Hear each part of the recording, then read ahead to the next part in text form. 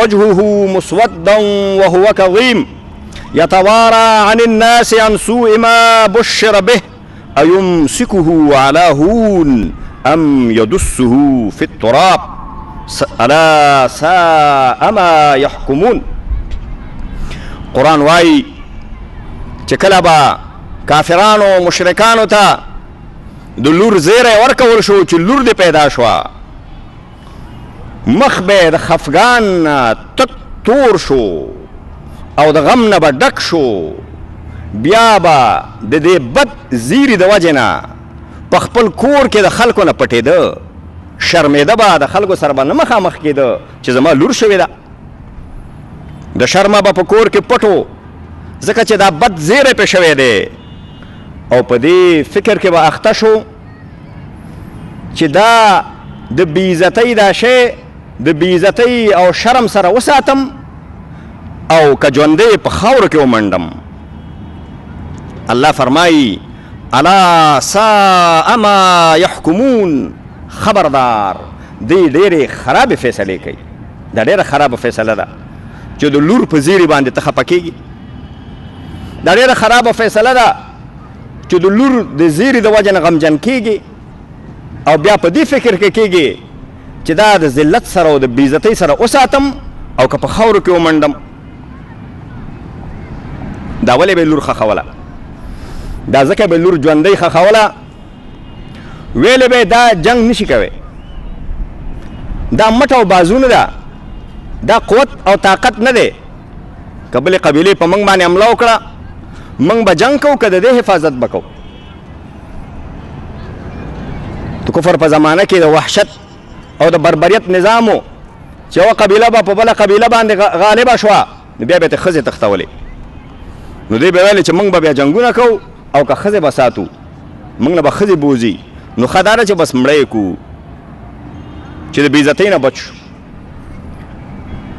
او بعض خلکو به لورګانې د دې وجه نه وجلې چې دا ګټه نشي کوی، دا پیسې ګټی نشي، دا روپۍ نشي ګټی،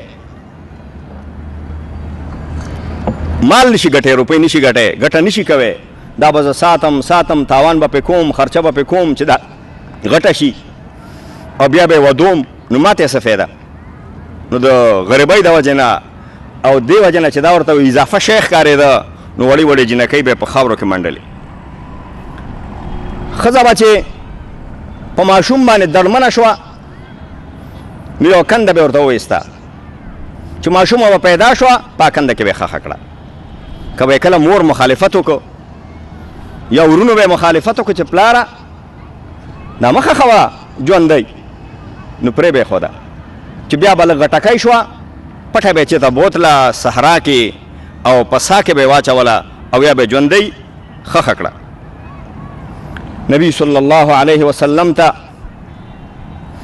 یو سړی راغی ویل ای د الله پیغمبره ما د جاهلیت په زمانه کې او د کفر په زمانه کې ډېر لوی ظلم کړی دی، ای د الله پیغمبره ما نه ظلم شوی، الله به ما وبخي که الله به ما ونه بخي. نبی صلی الله علیه وسلم نبی رحمت هغه ته وفرمایل څه ظلم درنه شوی دی؟ ویل ای د الله پیغمبره زما لور وه هغه غټکۍ شوې وه، د منډو تړلو شوې وه او ما سره ډېره مینه وه او ما سره ډېر محبت و چې کله به ما هغې ته غږ که په منډه منډه به زما غېږ ته راغله. یو ورځ را باندې جاهلیت غالب شو او غږ مې ورته وکړو ځان سره مې کړه او صحرا طرف ته مې روانه کړه. چې کله مې صحرا طرف ته روانه کړه په لاره کې به دې راته ویلې چې پلاره ما چېرته بیایې، ما به دوکه ورکوله او په چل چل مې ځان سره صحرا ته بوتله.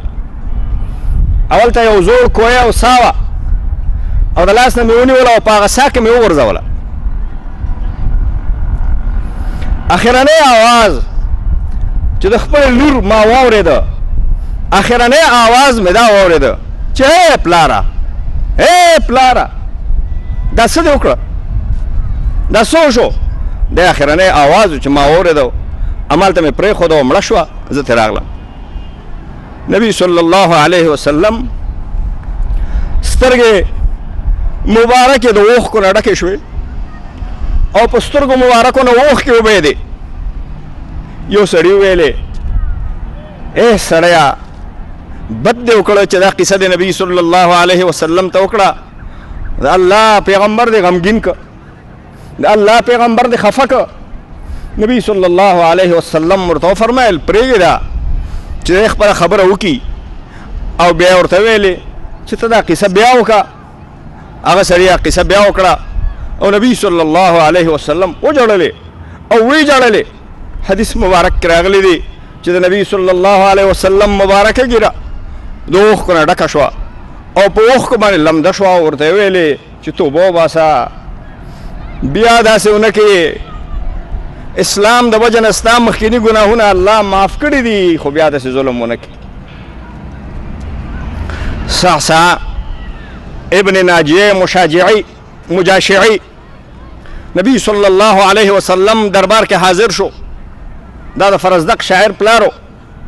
ویل ای د الله پیغمبره ما د جاهلیت په زمانه کې د کفر په زمانه کې نیکۍ کړي دي، د خیر کارونه مې کړي دي. ورته وفرمایل څه د خیر کار دې کړی دی؟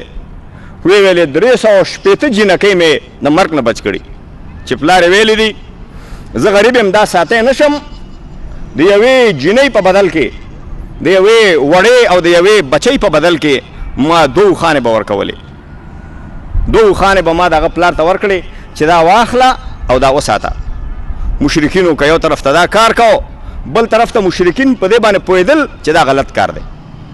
لکه اوس چې موږ په بعض رواجونو باندې او په بعض رسمونو باندې پوهېږو چې دا غلط دی دا رسم او رواج، خو موږ وایو بس موږ یې کوو رواج دی. نو مشرکینو په دې باندې پوهېدل بعض مشرکین چې دا غلط کار دی. د دې وجې نه دغه صعصعه ابن ناجیه هغه کې الله دا د خیر جذبه پیدا کړې وه چې 360 ماشومان یې هغه د مرګ نه بچ کړی وي. کله چې اسلام راغی، اسلام ښځې ته حق ورکړه، قرآن عظیم الشان اعلان وکړه واذا الموءودة سئلت بأي ذنب قتلت. د هغې ورځ نه وویرېږئ خلکو چې د هغه وړې ماشومې نه چې ژوندی په خاورو منډل شوې د هغې نه به الله پوښتنه وکړي ته په کومه ګناه باندې قتل شوی وې، ته ولې قتل شوی وې. د قرآن انداز دا دی، د قرآن د وینا طریقه دا ده چې الله به د قاتل نه پوښتنه ونه کړي. قاتل ته به الله مخ ګرځول مناسب ونه ګڼي، الله به قاتل نه مخ واړوي او دغه جلۍ نه د هغې مقتولې نه او د هغه مړې نه به پوښتنه وکړي د ښخې شوې نه بأي ذنب قتلت، ته ولې قتل شوی وې، تا سره کوم ظلم شوی و، څه زیاتی در سره شوی و او څه ګناه دې کړی و، په کومه ګناه کې ته قتل شوی. او قرآن اعلان وکړه چې د ایمان خاوندانو ولا تقتلوا اولادکم خشیة املاق، د ولږې د وجې نه خپلې ماشومان او خپل اولاد او خپل بچي د ولږې د وجې نه او د ولږې د یرې د وجې نه مه وژنئ. نحن نرزقهم وإیاکم، دې وړو ته موږ رزق ورکوو او تاسو ته موږ رزق درکوو، د رزق مسؤلیت زموږ دی. ان قتلهم کان خطئا کبیرا، او د ماشومانو وجل دا غټه ګناه ده. دا حق اسلام ښځو ته ورکړه، دا مقام او دا درجه اسلام زنانو ته ورکړه، قرآن ورکړه، الله او د الله پیغمبر صلی الله علیه وسلم ورکړه. نن د بشر د حقوقو دعواداران د دې جواب ورکي چې دا اوسم په چین کې او په هندوستان کې په تلویزیوني معایناتو باندې چینایان او هندوان ماشومان معلوموي چې ورته معلوم شي چې دا جلۍ ده او دا ماشومه ده، هغې ته دوا ورکوي، هغه غورځوي، او چې ورته معلوم شي هلک دی هلک پاتې کوي. اوس هم په کافرانو کې په چین کې په هندوستان کې او په مغربي دنیا کې دا رواج دی چې جنکۍ قتل کوي، خو په خېټه کې قتل کوي، په خېټه کې قتل کوي. یو طرف ته د بشر د حقوقو چغې دي، یو طرف ته د ښځې او د زنانو د حقوقو چغې دي، او بل طرف ته هم دا اوس هم په مهذبه دنیا کې چې څوک ځان ته مهذب وایي، څوک ځان ته علم والا وایي، څوک ځان ته د بشر د حقوقو پاسداران وایي، د هغوی په وطنونو کې اوس هم جنکۍ قتل کېږي. دا خو اسلام دی، دا خو اسلامي دنیا ده، دا خو مسلمانان دي چې هره ګناه او غلطي ترې نه کېږي. د الله ډېر ګناهګار دي مسلمانان. خو د نبي صلی الله علیه وسلم د راتلو نه پس